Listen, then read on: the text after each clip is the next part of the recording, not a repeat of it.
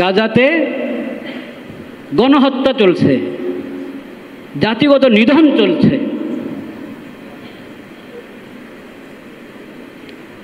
নিজেরাই চুক্তি করলো যুদ্ধ বন্ধের, সেই চুক্তির বিরুদ্ধাচরণ করে আবার নতুন করে হামলা শুরু করেছে। সেখানে শত শত শিশু নারী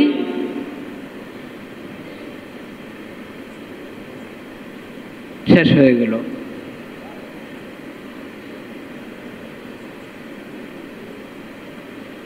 তাও তারা মানবাধিকারের স্লোগান দেয় নাকি?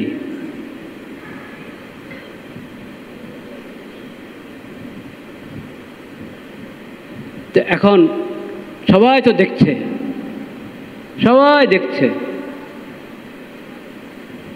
তা আমি দেখছি, আমি বলি আমি কি করতে পারি? আপনি দেখছেন, আপনি বলেন আমি কি করতে পারি? আমাদের দেশের সরকার দেখছে, সরকার বলে আমরা কি করতে পারি? পাকিস্তান সরকার দেখছে, তারা বলে আমরা কি করতে পারি? আরব দেশগুলো দেখছে, তারা বলে আমরা কি করতে পারি? সবাই মাজুর, সবাই, কারো কোনো কি নাই, শক্তি নাই, সামর্থ্য নাই কিছু করার। তা আসলে কি সবাই মাজুর? আসলে কি সবাই মাজুর?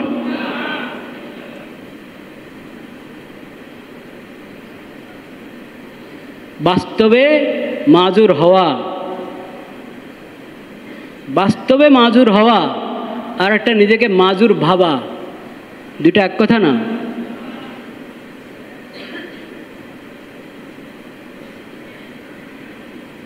আরেকটা হলো অনেক ওজোর আছে, অনেক ওজোর আছে নিজেদের গুনার শাস্তি, গুনার শাস্তি। ও গুনাহ থেকে বের হও, ওই অপরাধ থেকে বের হয়ে আসো, তওবা করো, তো দেখবা তোমার ইমানি শক্তি কত বেশি। তখন তোমার খবর হবে তো তোমার কত সামর্থ্য, কত শক্তি আছে, যেটাকে তুমি কাজে লাগালে সমস্ত জালেম শক্তি শেষ হয়ে যাবে। কিন্তু তোমার কাছে যদি তোমার আখিরাতের ফিকিরে না থাকে, আল্লাহর বান্দাদের কোনো কদরে যদি তোমার কাছে না থাকে, তো তোমার কাছে হাজার শক্তি থাকলেও মনে হবে তুমি মাজুর। এখন সৌদি আরবও মাজুর, মিশরও মাজুর, উর্দনও জর্দানও কি মাজুর, মধ্যপ্রাচ্যের সবাই মাজুর, কেউ পারছে না দাঁড়াতে ইসরায়েলের মোকাবেলায়। কেন? কোথায় গেছে? আসলে তো মাজুর না, তোমাদের প্রত্যেকের কাছে শক্তি সামর্থ্য আছে। নাই কি? নাই হলো ইমানি শক্তি।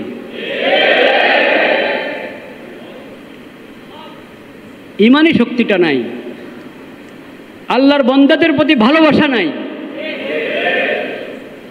মুসলিম উম্মতের প্রতি ভালোবাসা নাই।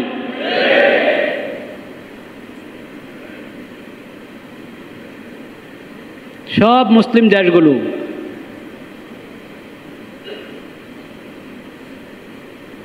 যদি আজকে ইমানি শক্তিকে জাগ্রত করে, ইমানি শক্তিকে জাগ্রত করে, তাহলে আমেরিকা, আরও 10 আমেরিকাও যদি ইসরায়েলের পিছনে থাকে, ওরা কি আসলে পারবে মুসলমানদের সাথে?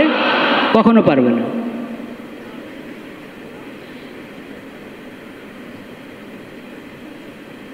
এক। দ্বিতীয় কথা, পাশে দাঁড়ানোর অনেক পদ্ধতি আছে।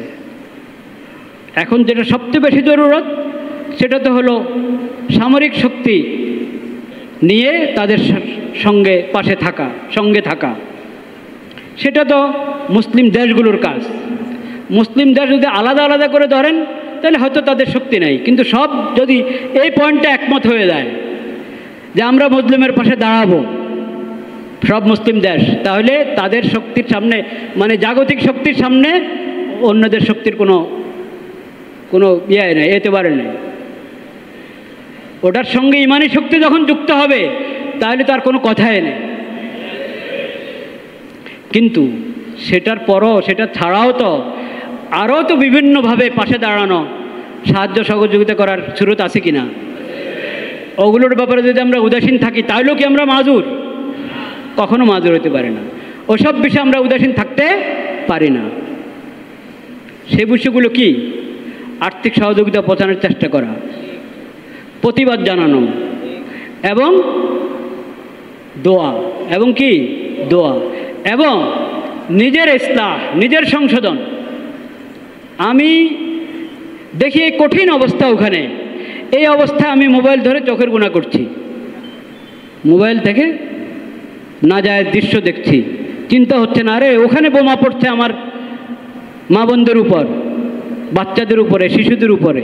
কমপক্ষে এই সময় তো আমি গুনাহ। আশহাদু আল্লা ইলাহা ইল্লাল্লাহু ওয়াহদাহু লা শারীকা লাহু ওয়া আশহাদু আন্না মুহাম্মাদান আবদুহু ওয়া রাসূলুহু। আল্লাহুম্মা সাল্লি আলা সাইয়্যিদিনা ওয়া মাওলানা মুহাম্মাদিন নাবিয়্যিল উম্মি ওয়া আলা আলিহি وعلى آله وصحبه وسلم تسليما. أعوذ بالله من الشيطان الرجيم. بسم الله الرحمن الرحيم. يا أيها الذين آمنوا اتقوا الله ولتنظر نفس ما قدمت لغد واتقوا الله إن الله خبير بما تعملون. ولا تكونوا كالذين نسوا الله فأنساهم أنفسهم وأولئك هم الفاسقون.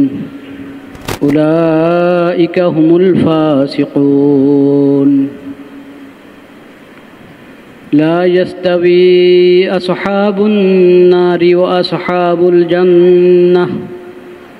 أصحاب الجنة هم الفائزون.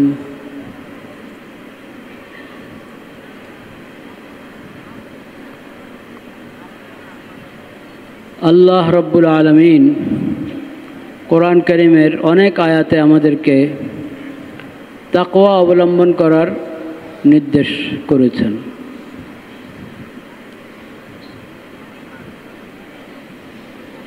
আমরা জানি, অনেকবার আলোচনাও হয়েছে,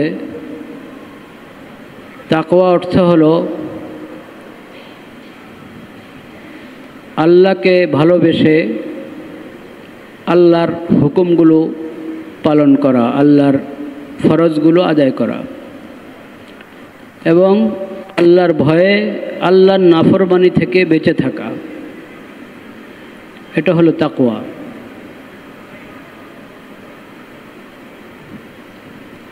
মুমিনদেরকে আল্লাহ রব্বুল আলামিন বলছেন তোমরা তাকওয়া অবলম্বন করো, এবং প্রত্যেকেই তার আগামীকালের বিষয়ে, তার ভবিষ্যতের বিষয়ে ফিকির করো, চিন্তা করো যে ওই দিনের প্রস্তুতি হিসাবে তুমি কি পাঠিয়েছ।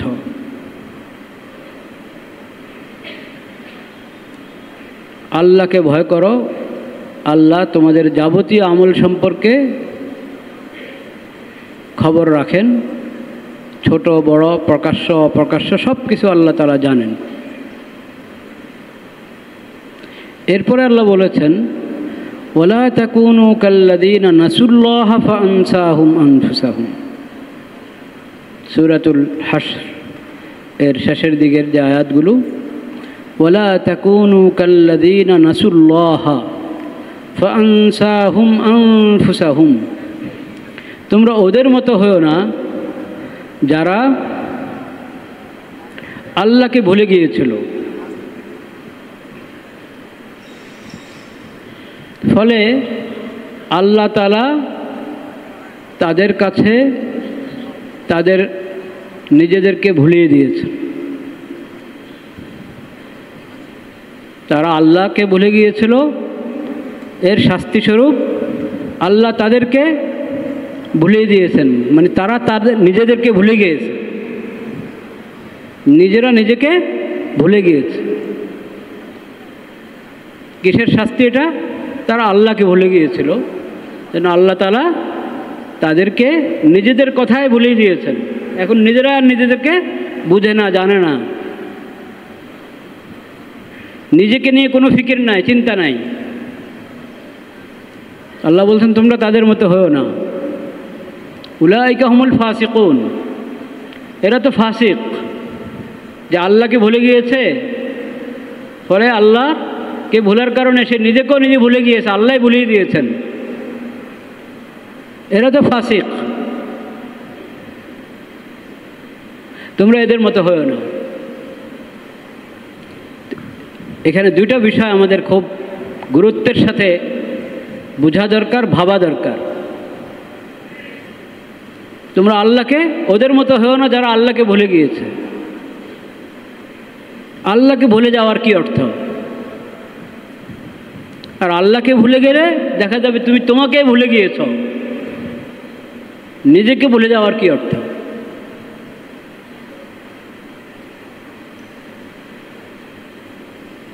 আল্লাহকে ভুলে যাওয়ার সবচেয়ে ভয়াবহ যে দিক, যে বিষয়, সেটা হলো আল্লাহ যে আমার খালেক এবং মালেক, আল্লাহ যে আমার রব, সেজন্য আল্লাহর ইবাদত আমার উপরে ফরজ, এবং একমাত্র আল্লাহরই ইবাদত ফরজ।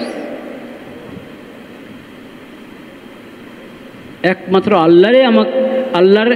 আল্লাহরই ইবাদত করব আমি। এই বিষয়টাই যদি আমি ভুলে যাই যে আল্লাহ আমার একমাত্র মাবুদ, আল্লাহ সত্য মাবুদ, আল্লাহ ছাড়া ইবাদতের উপযুক্ত কেউ নেই, কাজে আল্লাহর প্রতি ঈমান এনে আল্লাহকে রব হিসাবে গ্রহণ করে আল্লাহর ইবাদত করা, আল্লাহর সঙ্গে ইবাদতের মধ্যে আল্লাহর কোনো নির্ধারিত হকের মধ্যে কাউকে শরিক না করা।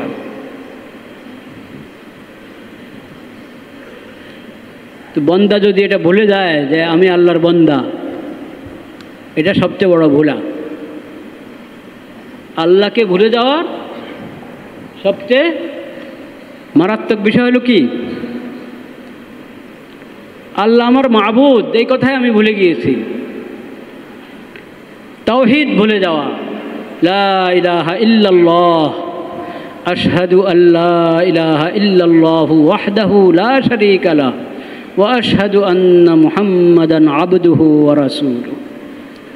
তাওহীদ, আল্লাহ একমাত্র মাবুদ, ইয়্যাকা না'বুদু ওয়া ইয়্যাকা নাস্তাঈন। তাওহীদের কথা ভুলে গেলে এটা সবচেয়ে বড় ভুল হলো।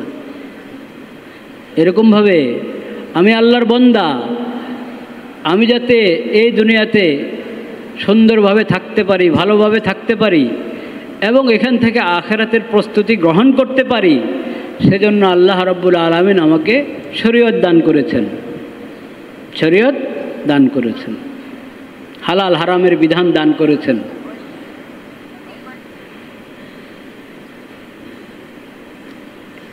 এটা আমাকে মনে রাখতে হবে, এটা আমাকে মনে রাখতে হবে যে আল্লাহর মখলুকের ফায়দার জন্য, আল্লাহর বান্দাদের ফায়দার জন্য, ইনসানের ফায়দার জন্য আল্লাহ তাআলা শরীয়ত দিয়েছেন। শরীয়ত মেনে চলো, তাইলে তুমি দুনিয়াতেও সফল, আখিরাতেও সফল। তাহলে তুমি হেদায়েতের উপরে থাকবে যদি এই শরীয়ত মেনে চলো।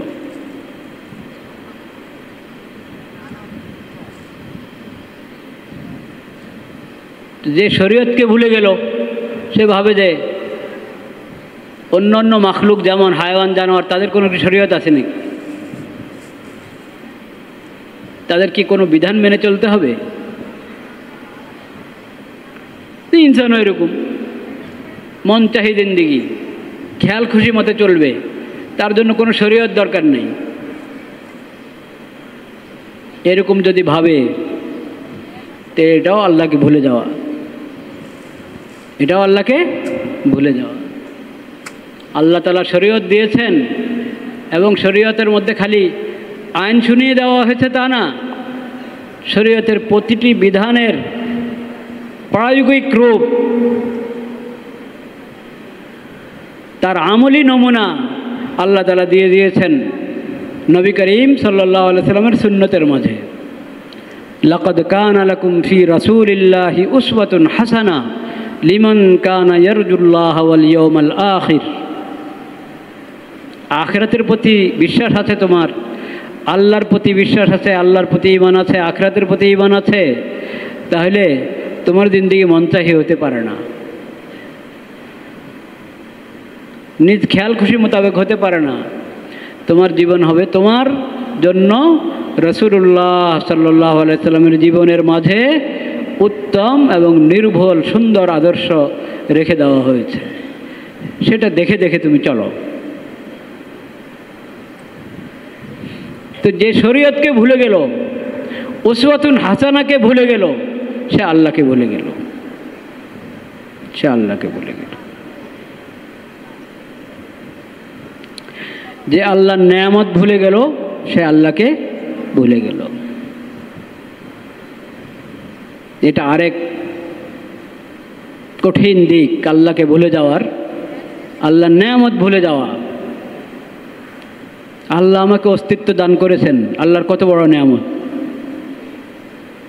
চোখ দান করেছেন, কান দান করেছেন, বাক শক্তি দান করেছেন। যাদের এই সমস্ত নেয়ামতের কোনো কিছুর অভাব কারো আছে, তাদেরকে দেখলে তো বুঝতে পারি, বোঝা উচিত যে আমি কেমন নেয়ামত ভোগ করছি আল্লাহ তাআলার। আল্লাহ তাআলার নেয়ামতে ডুবে আছি আমি।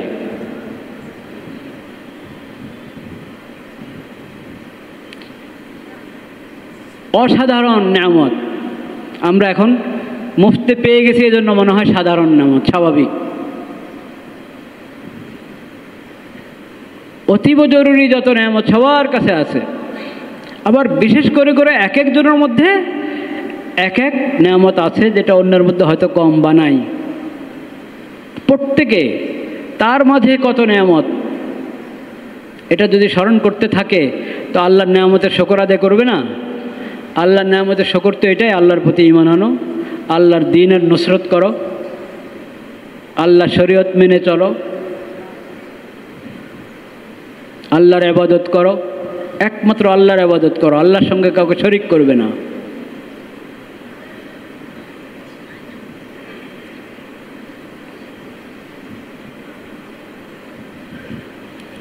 লা ইলাহা ইল্লাল্লাহ, লা ইলাহা ইল্লাল্লাহ। আল্লাহর নেয়ামত, নেয়ামত ভুলে যাওয়া এটা অনেক বড় নাফরমানি, নাশুকরি। এবং এই যে আল্লাহ বলেছেন তোমরা ওদের মতো হয়েও না, সরাসরি বলা যেত তোমরা আল্লাহকে ভুলো না। আল্লাহ বলছেন তোমরা ওদের মতো হয়েও না যারা আল্লাহকে ভুলে গেছে।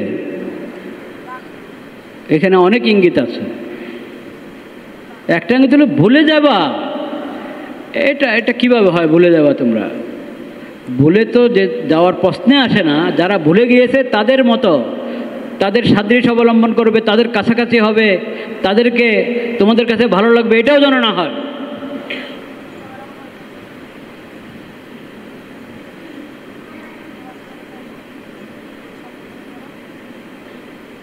আল্লাহকে একবারে আক্ষরিক অর্থে ভুলে যাওয়া, এটা কোনো মুমিনের কাজ হতে পারে? হতে পারে না। সে যখন মুমিন তো লা ইলাহা ইল্লাল্লাহ এই কালিমা বিশ্বাস করে, আল্লাহর প্রতি যখন ঈমান আছে, তো এই কথা বলা জানে যে 16 আনা ভুলে গেছে সে আল্লাহকে, এটা হতে পারে না। কিন্তু যারা আল্লাহকে ভুলে গেছে আক্ষরিক অর্থে 16 আনা ভুলে গেছে, তারা কারা? অমুসলিম, যাদের আল্লাহর প্রতি কি নাই? ঈমান নাই। যত কাফির, মুশরিক, বেঈমান, মুনাফিক, ঈমান শূন্য মুনাফিক, এরা সব আল্লাহকে ভুলে গিয়েছে। আল্লাহ বলছেন তোমরা তাদের মতো হয়েও না, তাদের অনুকরণ করতে যাও না, তাদের সভ্যতা গ্রহণ করো না, তাদের রীতিনীতি গ্রহণ করো না, তোমরা তাদের মতো হয়েও না। মুমিন আল্লাহকে ভুলে যাবে, এটা তো চিন্তাই করা যেতে পারে না। তোমরা তো ভুলবেই না। যারা আল্লাহকে ভুলে গেছে তাদের মতো হয়েও না তোমরা। কিন্তু ভুলার বিভিন্ন স্তর আছে। আল্লাহর প্রতি ঈমান, আখিরাতের প্রতি ঈমান, তো একবারই পুরা ভুলে যাওয়া থেকে তো বেঁচে গেলাম আলহামদুলিল্লাহ ঈমানের বরকতে। কিন্তু এখন যদি ঈমানের দাবি পুরা না করি তাহলে এটাও এক প্রকারের ভুলা, এটাও এক প্রকারের ভুলে যাওয়া। এটা থেকেও বাঁচতে হবে, কি হবে না, বাঁচতে হবে। গুনাহ থেকে বেঁচে থাকা, আল্লাহর নাফরমানি থেকে বেঁচে থাকা, আল্লাহর ফরজ আদায় করা, এই ব্যাপারে যত্নবান হতে হবে। যত্নবান যদি হই তাহলে আমি আল্লাহকে স্মরণ রাখলাম, আর যদি এই ব্যাপারে উদাসীন হয়ে যাই তাহলে আল্লাহকে ভুলে গেলাম। এটাও এক প্রকারের ভুলে যাওয়া। ওয়ালা তাকুনু কাল্লাযীনা নাসুল্লাহা ফাআনসাহুম আনফুসাহুম উলাইকা হুমুল ফাসিকুন। আল্লাহকে ভুলে গেলে তুমি তোমাকেও ভুলে যাবে, আল্লাহ ভুলিয়ে দিবেন। তা আমি আমাকে ভুলে যাওয়া কিভাবে? আমি আমাকে ভুলে যাওয়া, এই ভুলে যাওয়ার কঠিন স্তর। আমি আমাকে ভুলে যাচ্ছি, কঠিন থেকে কঠিন স্তর আছে এটার, আবার বিভিন্ন স্তর আছে। চেষ্টা করতে হবে সব ধরনের ভুলে যাওয়া থেকে বেঁচে থাকা। বান্দা যদি দুইটা কথা মনে রাখে, শুধু দুইটা কথা যদি বান্দা মনে রাখে, যে আমি আল্লাহর মখলুক, আল্লাহ আমাকে সৃষ্টি করেছেন, আমি আল্লাহর বান্দা, এবং আমি সবসময় দুনিয়াতে থাকবো তা না, সবসময় থাকার জন্য আমাকে দুনিয়াতে পাঠানো হয় নাই। আমার আসল ঠিকানা আখিরাত। ওয়া ইন্নাদ দারাল আখিরাতা লাহিয়াল হায়াওয়ান। আমার আসল ঠিকানা কোথায়? আখিরাত। ওই জীবনটাই আসল জীবন, ওটার শুরু আছে কি নাই, শেষ নাই। আমাকে এই দুনিয়াতে পাঠানো হয়েছে সেই চিরস্থায়ী জীবন, যেটা শুরু আছে শেষ নাই, ওই জীবনের জন্য প্রস্তুতি গ্রহণ করার জন্য এই দুনিয়াতে আমাকে থাকতে দেওয়া হয়েছে। আমার মওত আসবে, মওত তো সবাই দেখি। মওতকে অস্বীকার করে? করে না। নাস্তিকরা অস্বীকার করে না। আল্লাহ মানে না, রসুল মানে না, ফেরেশতা মানে না, অদৃশ্য জগৎ কিছু মানে না। ওই নাস্তিক যখন মরা শুরু করে, মৃত্যুর ফেরেশতা যখন ওখানে হাজির হয়, তো তার পাশের লোকেরা রক্ষা করতে পারে? ও নিজেকে রক্ষা করতে পারে? পারে না। সব নাস্তিকের নাস্তিকতা, সব বেঈমানের বেঈমানি, মৃত্যুর ফেরেশতা দেখলে শেষ, সব বেঈমানি শেষ তখন। কিন্তু তখন যে বেঈমানি শেষ হয়েছে, ওই শেষ হওয়ার দ্বারায় সে ঈমানদার হবে না। কারণ জান্নাত দেখে যদি কেউ জান্নাত বিশ্বাস করে, জাহান্নাম দেখে যদি কেউ জাহান্নাম বিশ্বাস করে, তো এটা কি ঈমান হলো? এটা ঈমান বিল গায়ব হলো না। ঈমান হলো অদৃশ্য জগৎ, যেটা আমি দেখি না। আল্লাহ বলেছেন, আল্লাহর রসুল বলেছেন, আল্লাহর রসুলের প্রতি আস্থা রেখে, তাদের সংবাদের প্রতি আস্থা রেখে ওটাকে মেনে নেওয়া, এটার নাম হলো ঈমান। ঈমান বিল গায়ব বলেন, এটাকে কি বলে? ঈমান বিল গায়ব। কোরআনের দ্বিতীয় সূরা, সূরাতুল বাকারার প্রথম কথাই তো এটা। আল্লাহ তাআলা বলেছেন এই কোরআন মুত্তাকিদের জন্য হেদায়েত। কারা মুত্তাকি? আল্লাযীনা ইউমিনুনা বিল গায়ব। মুত্তাকি হলো যাদের গায়েবের প্রতি কি আছে? ঈমান আছে। অদৃশ্য জগৎ, ধরাছোঁয়ার বাহিরে, দেখার বাহিরে আল্লাহর পক্ষ থেকে সংবাদ এসেছে যে এরকম তোমার মৃত্যুর পরে আছে একটা জগৎ। নবী করিম সাল্লাল্লাহু আলাইহি সাল্লাম বলেছেন, বাস মুমিন এটা মেনে নিয়েছে, আমান্না সামি'না ওয়া আতা'না। মুমিন মেনে নিয়েছে, সেজন্য তো মুমিন। নতুবা মৃত্যুর আগ মুহূর্তে যখন মৃত্যুর ফেরেশতা এসে যায়, তখন জান্নাত জাহান্নাম এমনি নজরে আসে। কেউ তো আর ফিরত আসে না। ফিরত আসলে না জিজ্ঞেস করতেন যে কিরে, ফিরত আসলে না জিজ্ঞেস করতেন তাকে। ফিরত তো আসে না, ফিরত আসার নিয়ম নাই।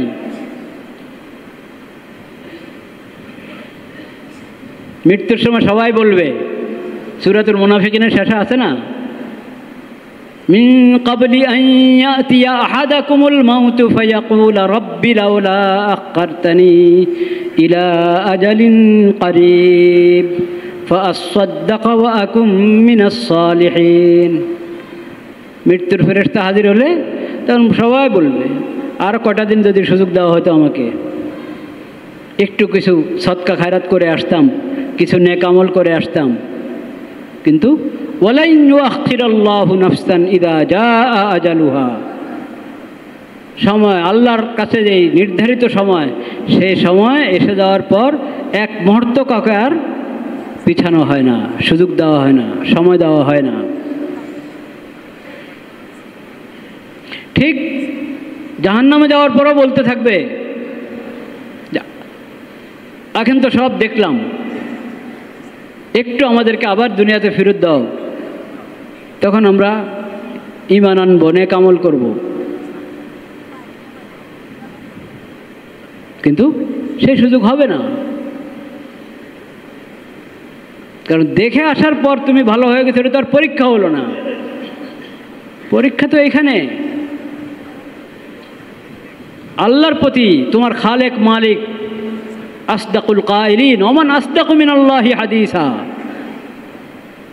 আল্লাহর কথার উপর, আল্লাহর সংবাদের উপরে তুমি আস্থা রাখতে পারলে না।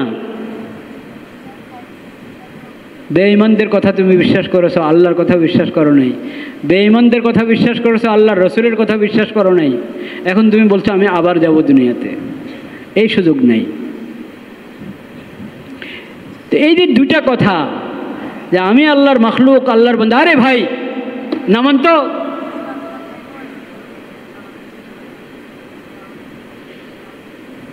এটা আখিরাতের প্রস্তুতি। আমরা আখিরাতের প্রস্তুতির কথা আলোচনা করছি, কবরের প্রস্তুতির কথা আলোচনা করছি। এই সময় আপনি এরকম করবেন?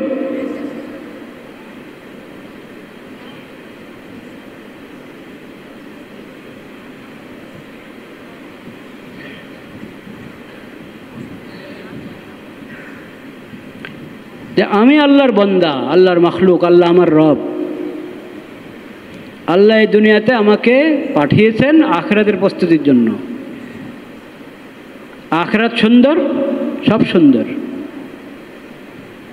আসল ভবিষ্যৎ কোনটা? সন্তানের ভবিষ্যৎ চিন্তা করে না অভিভাবকরা? মা বাবা সন্তানের ভবিষ্যৎ চিন্তা করে। কোন ভবিষ্যৎ? কবরের আগের না পরের? শুধু কবরের আগের ভবিষ্যৎ ফিকির করলে কাজ হবে? কবর থেকে নিয়ে আসল ফিউচার, ওই ভবিষ্যতের চিন্তা করতে হবে। ওটাকে কোরআন বলেছে কদ, ওয়াল তানজুর নাফসুম মা কদ্দামাত লিগাদ। প্রত্যেকেই ভেবে দেখো, চিন্তা করো আগামীকালের জন্য কি পাঠিয়েছ। কবর এবং হাসর এবং পরবর্তী সকল ধাপ, ওখানের জন্য তুমি কি প্রস্তুতি গ্রহণ করেছো, ওখানে কি পাঠিয়েছ। ওখানে পাঠানোর জিনিস কি? নেক আমল করা আর গুনাহ থেকে বেঁচে থাকা। নেক আমল করলেন, ওটা পুষে গেছে ওখানে। গুনাহ করলেন না, এটাও পুষে গেছে। যে বান্দা আল্লাহর ভয়ে গুনাহ করে নাই, এটা জমা হবে। এ না যে এখানে কিচ্ছু লেখা হবে না, তা না। নেক আমল করেছেন, ওটা আপনার হিসাব নম্বরে কি হয়ে গেছে? জমা হয়ে গেছে। আল্লাহর ভয়ে গুনাহ করেন নাই, এটাও জমা হয়ে গেছে। এই দোনোটা বাড়তে থাকবে। এই দোনোটা কি? বাড়তে থাকবে। আখিরাতে আল্লাহর খাজানায় যা জমা হবে, ওটাতে কমার কোনো কি নাই, প্রশ্ন নাই, ওটা জমা হবে। তো কি জমা করেছো তুমি ওখানে? তোমাদের প্রত্যেককে ভাবতে হবে।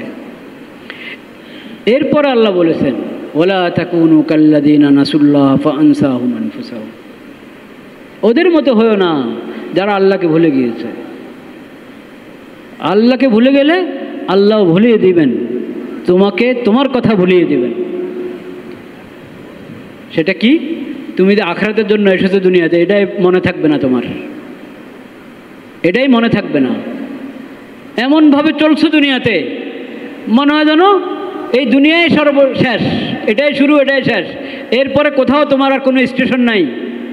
এমনভাবে চলো চলাফেরা, কথাবার্তা, আয় উপার্জন, ব্যয়, সব কাজ কর্মকাণ্ড তোমার এমন যে বোঝা যায় তুমি আখিরাত নামে কোনো কিছুকে বিশ্বাস করো না।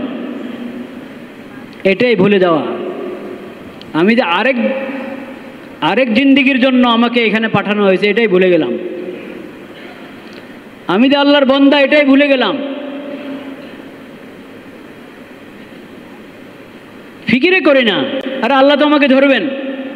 ফিকিরে করি না আল্লাহর সামনে দাঁড়ালে কি জবাব দিব। ফিকিরে করি না যে দুনিয়ার অ্যাকাউন্টে তো কত জমা করলাম, কিন্তু আখিরাতের অ্যাকাউন্টে কিছু জমা হয়েছে তো আমার, ফিকিরে নাই। সেজন্য যত বড় থেকে বড় পাপ সামনে আসক করে ফেলে, যত বড় থেকে বড় অপরাধ করে ফেলে, কোনো ফিকির নাই, কোনো চিন্তা নাই, ডর নাই, ভয় নাই। অথচ যদি আখিরাতের ফিকির থাকে, দুনিয়াতে তার যত বড় দাপট থাকুক, যত শক্তি থাকুক, আখিরাতের ফিকির থাকলে সে বিনয় হবে কি হবে না? হবে।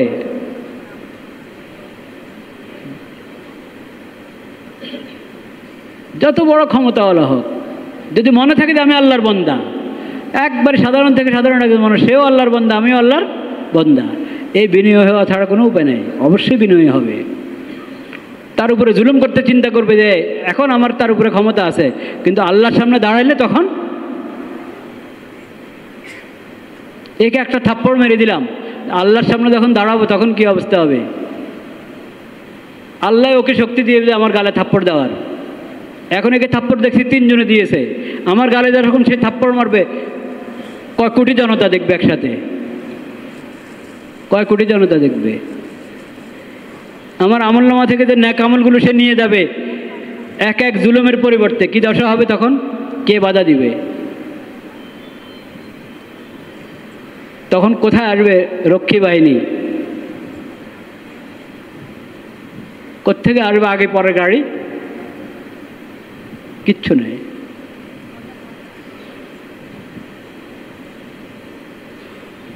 ভুলে যাওয়া, ভুলবে না। তুমি দুনিয়ার জন্য নয়, দুনিয়ার জিন্দেগি শেষ নয়, তোমার আসল জিন্দেগি আখিরাতের জিন্দেগি, এই কথা ভুলবে না। আল্লাহ সব কিছু, পুরা দুনিয়ার সব আয়োজন তোমার জন্য করেছেন বৃথা এমনি না।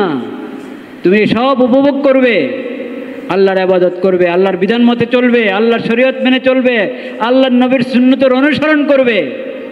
এজন্য তোমাকে আল্লাহ তাআলা দুনিয়াতে পাঠিয়েছেন, এই কথা মনে তো রাখতে হবে। এরপরে মানুষ হিসাবে ভুল ত্রুটি হবে, তওবা করব, ত্রুটি হয়ে যাবে, তওবা করব। কিন্তু আমি যদি উদাসীন হয়ে থাকি, আখিরাতকে ভুলে থাকি, আল্লাহর বান্দা হওয়ার বিষয়টা ভুলে থাকি, আমি মুমিন, আমার জিন্দেগি অমুসলিমদের মতো হতে পারে না, আমি ইনসান, আমার জিন্দেগি হায়ওয়ানের মতো হতে পারে না, এই কথা যদি ভুলে থাকি, এটাই হলো কঠিন ভুলে যাওয়া। তো এরকম যে ভুলে যাচ্ছি আমরা, কেন ভুলে যাচ্ছি? তওবা করার কথা মনে পড়ে না, তওবা করার কথা মনে পড়ছে না, আরেক কঠিন ভুলে যাওয়া এটা। নসিহতের পর নসিহত আসছে, কিন্তু নসিহত কান থেকে ভিতরের দিকে যায় না, দিলে বসে না। এগুলো হলো ভুলে যাওয়া, নিজেকে নিজে ভুলে যাওয়ার নিদর্শন, নিজেকে নিজে ভুলে যাওয়ার আলামত, বিভিন্ন দিক।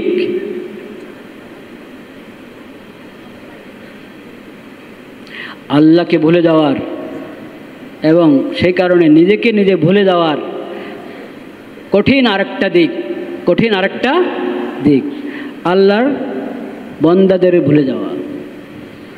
আল্লাহর বান্দাদের কি যাওয়া? ভুলে যাওয়া, আরেক কঠিন দিক। আল্লাহর কোনো বান্দার উপর জুলুম হচ্ছে, আর তাকে জুলুম থেকে রক্ষা করার আমার সামর্থ্য আছে, করছি না, বাঁচানোর চেষ্টা করছি না, আল্লাহর বান্দাকে ভুললাম কিনা? এটা ভুলা হলো না? আল্লাহর বান্দাকে ভুলে গেলাম।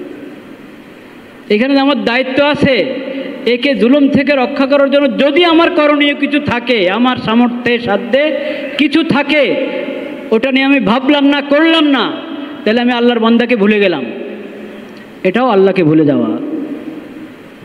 আল্লাহর বান্দাকে ভুলে যাওয়া, আল্লাহর মাখলুককে ভুলে যাওয়া, এটাও কি আল্লাহকে ভুলে যাওয়া। একটা বিড়াল, এক মহিলা একটা বিড়াল বেঁধে রেখেছে। যদি বিড়ালটাকে না বাঁধতো, সে আশপাশে ঘুরে ফিরে পোকামাকড় খেত, ঘাস খেত, কিছু খেত, কিচ্ছু খেতে পারলো না। ও নিজেও কোনো খাবার দিল না, পানি দিল না। এইভাবে বিড়ালটা মারা গেল। এই কারণে ওই মহিলার ঠিকানা কোথায় হয়েছে? জাহান্নাম। আল্লাহর মাখলুককে কষ্ট দিল, চিন্তাই করলো না যে এটা তো আল্লাহর মাখলুক, এরও তো হক আছে, এর উপরে কেন আমি জুলুম করছি, কেন কষ্ট দিচ্ছি? আল্লাহর দরবারে এটার বিচার কি? তুমি আল্লাহকে ভুলে গেছো, এখন আল্লাহ তোমাকে ভুলে যাবেন। আল্লাহর রহমত, আল্লাহর মাগফিরাত তুমি পাবে না। আবার আরেক পাপী মহিলা, পিপাসা লেগেছে, কুকুর থেকে কি বলে, পিপাসা লেগেছে তো, হ্যাঁ না, যখন তার পিপাসা লেগেছে, দেখেছে কুকুর, একটা কুকুর দিকে দৃষ্টি পড়লো, ও মাটিতে কামড়াচ্ছে বিভিন্ন, তার বুঝতে পেরেছে যে আমার যেরকম পিপাসা লেগেছে এই কুকুরেরও কি পিপাসা লেগেছে। বালতি নাই, রশি নাই, তখনের কথা, আগেরকার কথা। কূপ থেকে পানি উঠাবে কিভাবে? তার ওড়না ছিল, ওড়না দিয়ে, বড় জুতা ছিল নাকি, হ্যাঁ, জুতার মধ্যে ওড়না বেঁধে কূপের মধ্যে ফেলে একটু পানি উঠাতে পেরেছে, ওই পানিটা খাওয়াই দিল কুকুরকে। আল্লাহ তাকে জান্নাত নসিব করে দেন। কারণ এই আল্লাহর মাখলুককে ভুলে নেই, ও পাপ করেছে কিন্তু নিজেকে অপরাধী ভেবেছে। একটা হলো পাপ করা, আবার অহংকার করা, আর একটা হলো পাপ হয়ে গেছে নিজেকে অপরাধী মনে করে। এই দৃশ্য দেখে তার অপরাধের কথা, তার অপরাধ বোধ আরো জাগ্রত হয়েছে। সে দিল থেকে তওবা করেছে, আল্লাহর মাখলুকের এই সেবা করেছে, আল্লাহ তাকে ক্ষমা করে দিয়েছেন।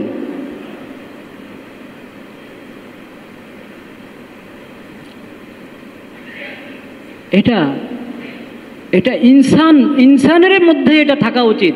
ইনসান মানুষ যদি হয়ে থাকে, তা আরেক আল্লাহর বন্দার কষ্ট হবে, আল্লাহর মাখলুকের কষ্ট হবে, সেখানে এই কষ্ট দূর করার ব্যাপারে কোনো ধরনের ভূমিকা যদি রাখা তার জন্য সম্ভব হয়, ভূমিকা রাখা, এটা হলো আল্লাহরকে স্মরণ করা।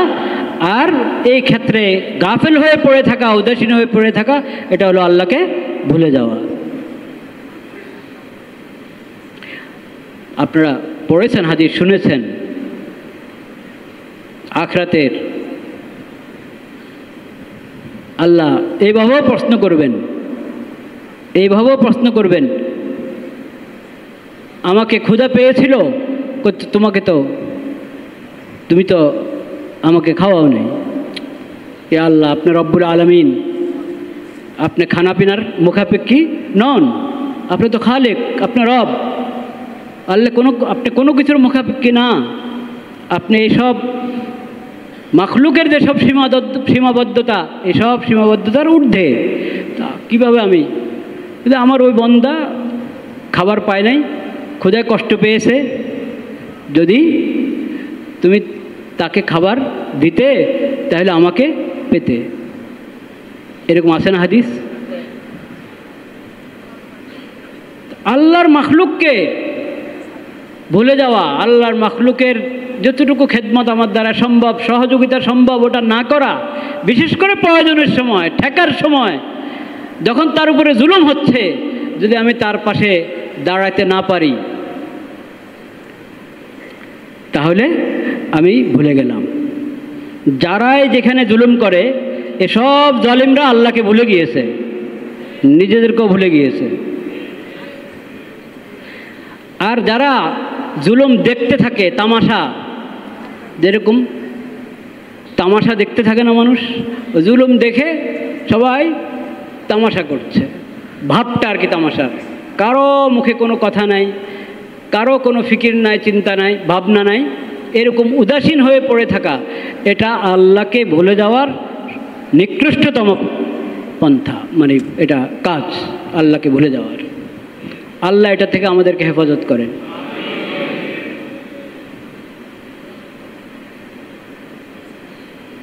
বর্তমান বিশ্ব এমন অবস্থা যে সবাই সবাইকে মাজুর মনে করে, আমার সামর্থ্য নেই না, সবাই। গাজাতে গণহত্যা চলছে, জাতিগত নিধন চলছে,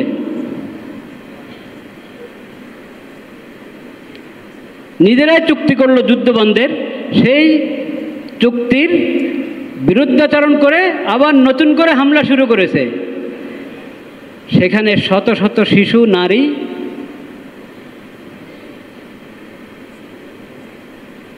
শেষ হয়ে গেল।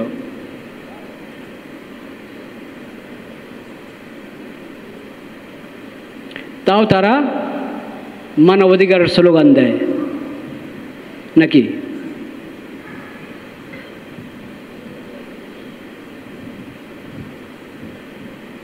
তো এখন সবাই তো দেখছে, সবাই দেখছে। তা আমি দেখছি, আমি বলি আমি কি করতে পারি? আপনি দেখছেন, আপনি বলেন আমি কি করতে পারি? আমাদের দেশের সরকার দেখছে, সরকার বলে আমরা কি করতে পারি? পাকিস্তান সরকার দেখছে, তারা বলে আমরা কি করতে পারি? আরব দেশগুলো দেখছে, তারা বলে আমরা কি করতে পারি? সবাই মাজুর, সবাই, কারো কোনো কি নাই, শক্তি নাই, সামর্থ্য নাই কিছু করার। তা আসলে কি সবাই মাজুর? আসলে কি সবাই মাজুর?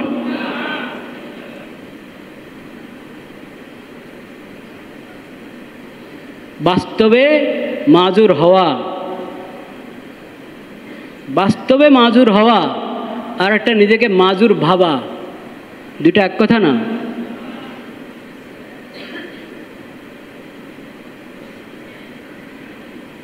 আরেকটা হলো অনেক ওজোর আছে, অনেক ওজোর আছে নিজেদের গুনার শাস্তি, গুনার শাস্তি।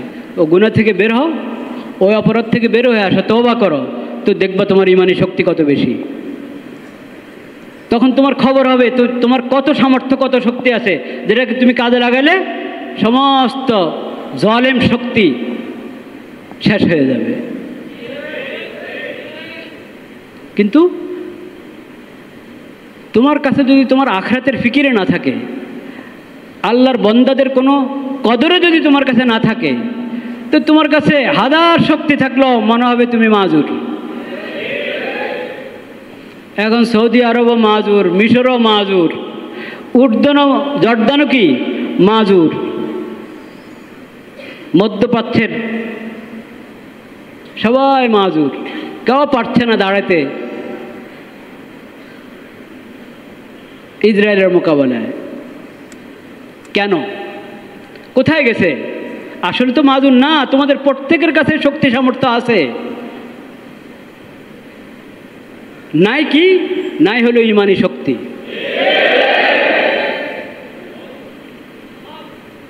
ইমানি শক্তিটা নাই, আল্লাহর বান্দাদের প্রতি ভালোবাসা নাই, মুসলিম উম্মতের প্রতি ভালোবাসা নাই।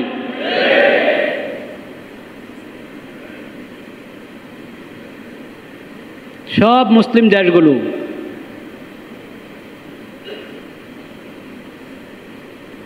যদি আজকে ইমানি শক্তিকে জাগ্রত করে, ইমানি শক্তিকে জাগ্রত করে, তাহলে আমেরিকা, আরও 10 আমেরিকাও যদি ইসরায়েলের পিছনে থাকে, ওরা কি আসলে পারবে মুসলমানদের সাথে? কখনো পারবে না।